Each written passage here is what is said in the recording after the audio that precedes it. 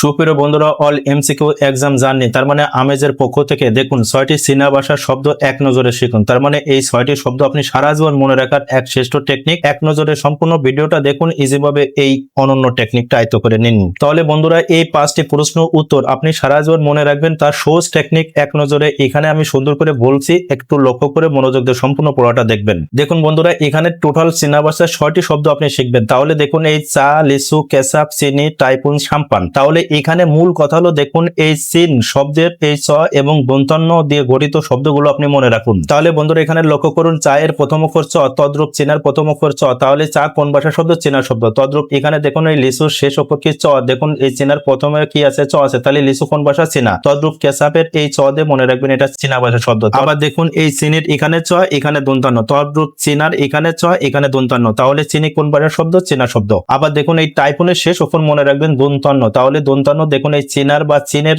শেষ অক্ষর কি? দন্তান্ন। তদ্রূপ দেখুন, সাম্পানের শেষ অক্ষর দন্তান্ন মনে রাখবেন। তদ্রূপ দেখুন, এই চীনা বা চীনের শেষ অক্ষর কি? দন্তান্ন। তাহলে বন্ধুরা, 1 নম্বর প্রশ্ন বলেছে, চা শব্দটি কোন ভাষা থেকে বাংলা ভাষায় এসেছে? তাহলে দেখুন, এই চায়ের চ মনে রাখবো। তাহলে চ দ্বারা গঠিত কোন দেশ আছে? দেখুন এখানে একটাই আছে, এই চীনা। তাহলে এই চা হলো চীনা ভাষা শব্দ। 2 নম্বর দেখুন, এখানে চিনি শব্দটি কোন ভাষা থেকে বাংলা ভাষায় এসেছে? তাহলে আমরা দেখবো এই চিনির চ এবং এই দন্তান্ন। তাহলে চিনির চ, এই যে চীনার চ এবং দন্তান্ন। এছাড়া দেখুন আর কোথায় দন্তান্ন এবং চ নাই। 3 নম্বর প্রশ্ন বলেছে, লিচু শব্দটি কোন ভাষা থেকে বাংলা ভাষায় এসেছে? তাহলে আমরা এখানে লক্ষ্য করব এই চ। তাহলে চ দ্বারা গঠিত কোন শব্দ আছে? এখানে দেখুন একটাই আছে, এই চীনা। 4 নম্বর প্রশ্ন দেখুন, সাম্পান শব্দটি কোন ভাষা থেকে বাংলা ভাষায় এসেছে? এটা কিন্তু খুবই কঠিন। এখানে আপনারা মনে রাখার টেকনিক হলো এই সাম্পানের দন্তান্ন। তাহলে দন্তান্ন দ্বারা গঠিত কোন দেশ বা কোন ভাষার নাম আছে? দেখুন একটাই আছে, এই যে চীনা। এখানে কি আছে? দন্তান্নতে মনে রাখুন। 5 নম্বর দেখুন, এখানে প্রশ্ন বলেছে, টাইফুন শব্দটি কোন ভাষা থেকে বাংলা ভাষায় এসেছে? এটা খুবই কঠিন। এটা মনে রাখার টেকনিক হলো টাইফুনের শেষ অক্ষর দন্তান্ন মনে রাখবেন। তাহলে দেখুন, এই চীনার শেষ অক্ষর কি? দন্তান্ন আছে। তাহলে